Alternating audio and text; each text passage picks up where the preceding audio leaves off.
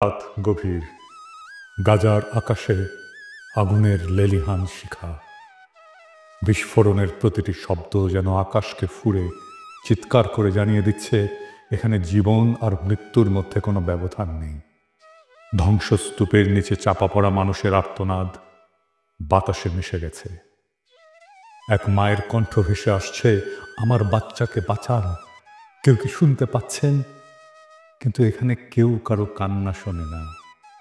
এখানে কান্নার চেয়ে বড় শব্দ হলো ক্ষেপণাস্ত্রের গর্জন।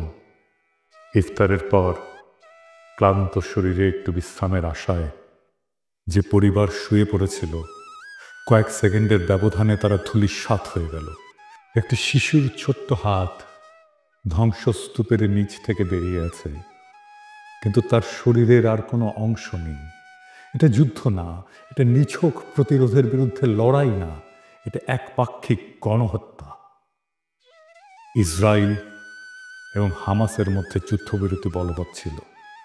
বিশ্ব আশায় ছিল হয়তো কিছুটা শান্তি আসবে, কিন্তু শান্তি আসেনি, বরং নতুন রক্তপাত শুরু হলো।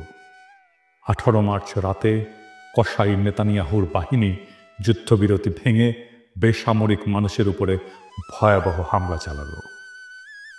এক রাতে 400 জনের বেশি মানুষ শহীদ হলো, যাদের মধ্যে অধিকাংশই নারী, শিশু, বৃদ্ধ। যুদ্ধবিরতি নয়, বরং সেখানে আবারও নির্বিচারে বিমান হামলা চালানো হলো। এক ফিলিস্তিনি সাংবাদিক বললেন, আমি ধ্বংসস্তূপের নিচে লাশের সারি দেখেছি। কিছু লাশ এতটাই ছিন্ন ভিন্ন যে চেনার উপায় নেই। একটা শিশুর কেবল মাথাটুকু খুঁজে পাওয়া গেছে। এটি কি কোনো সভ্যতার পরিচয় বহন করে? গাজার শিশুরা কোথায় যাবে? সমস্ত শিশুর স্বপ্ন এখানে এক ধ্বংসস্তূপ। একটা শিশু নাম আমাল, তার পুরো পরিবার গতরাতে একসাথে ইফতার করেছিল। সে খুব খুশি ছিল, কারণ তার বাবা বলেছিল, যুদ্ধ শেষ হলে তোমার পছন্দের খেলনাটা এনে দেব। সেই রাতেই এক বোমা এসে তাদের ঘরটাকে মাটির সাথে মিশিয়ে দিল। আমাল বেঁচে আছে, কিন্তু তার বাবা মা নেই। তার ছোট ভাইটি তার হাত ধরে শুয়েছিল, কিন্তু এখন সে নিথর। গাজার প্রতিটি শিশুই এখন এতিম। তারা আর বাবা মায়ের গল্প শুনবে না, তারা স্কুলে যাবে না, তারা আর খেলতে পারবে না। তাদের জীবন এখন একটাই, জীবন থেকে পালাও। এই বর্বরতা কি প্যারিসে ঘটলে বিশ্ব চুপ থাকতো? আর যদি লন্ডন, নিউ ইয়র্ক বা প্যারিস, বার্লিনে এমন একটা হামলা হতো, তাহলে কি বিশ্ব এতটাই নিশ্চুপ থাকতো? যদি প্যারিসের শিশুদের উপরে বোমা ফেলা হতো, তাহলে কি জাতিসংঘ শুধু নিন্দা প্রকাশ করত? যদি ওয়াশিংটনের হাসপাতাল ধ্বংস হয়ে যেত, তাহলে কি বিশ্ব চুপ থাকতো? যদি লন্ডন শহরে একটা স্কুলে 300 শিশু নিহত হতো, তাহলে কি বিশ্ব উদ্বেগ প্রকাশ করেই থেমে যেত? না, তখনই বিশ্ব মানবতা জেগে উঠত, তখনই জাতিসংঘ চিৎকার শুরু করত। কিন্তু যেহেতু এই হত্যাযজ্ঞ গাজায় হচ্ছে, তাই বিশ্বের বিবেক ঘুমিয়ে আছে। কিন্তু এই নীরবতা কি চিরকাল থাকবে? একজন বাবা তার মৃত সন্তানের নিথর দেহের পাশে বসে আছে। শিশুটির হাতে আঁকা ছিল একটা ছবি, একটা সূর্য, একটা ঘর আর একটা ছোট্ট পরিবার। কিন্তু সেই ঘর এখন ধ্বংস হয়ে গেছে। সেই বাবা এখন নিঃস্ব। তার চোখ দিয়ে অশ্রু ঝরছে না, কারণ গাজার মানুষ এত কেঁদেছে যে তাদের চোখের পানিও শুকিয়ে গেছে। তিনি শুধু একটাই প্রশ্ন করেছেন, কবে থামবে এই গণহত্যা? ইসরায়েল কি চায়? ইসরায়েল জানে, তারা যত বেশি ফিলিস্তিনিদের হত্যা করবে, তত সহজ হবে তাদের দখলদারি। প্রথমে তারা ফিলিস্তিনিদের জমি কেড়ে নিল, তারপর তাদের ঘরবাড়ি ধ্বংস করলো, তারপর তাদের খাদ্য পানি বন্ধ করলো।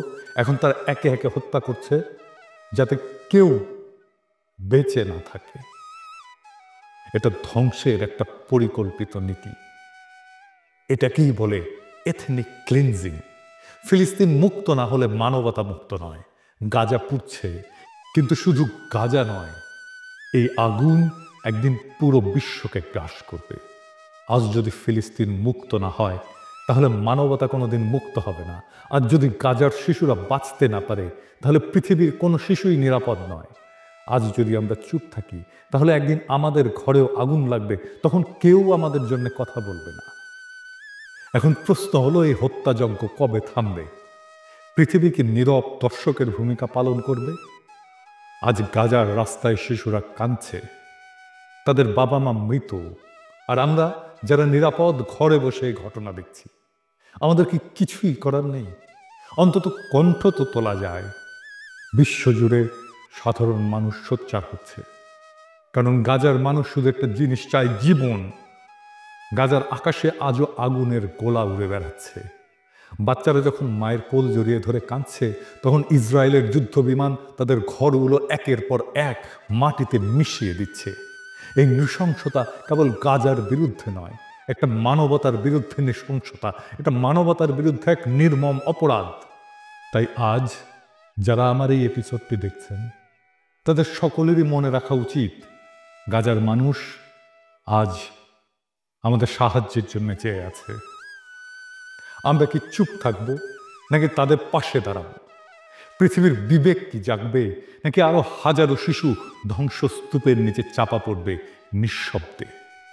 মাহমুদ নামের এক ছোট্ট ছেলেকে উদ্ধারকারী দল ধ্বংসস্তূপ থেকে বের করেছিল। তার নিথর দেহের পাশে ছিল একটা স্কুল ব্যাগ। ব্যাগের ভেতরে লেখা একটা ছোট্ট চিঠি, আম্মু, যুদ্ধ কখন শেষ হবে? আমি কি বড় হতে পারবো? আমি ডাক্তার হতে চাই। এই চিঠির উত্তর কে দেবে? ইসরায়েল, আমেরিকা, জাতিসংঘ, নাকি সেই বিশ্ব যারা শুধু চোখ বন্ধ করে রাখে? মাহমুদ আর বড় হবে না।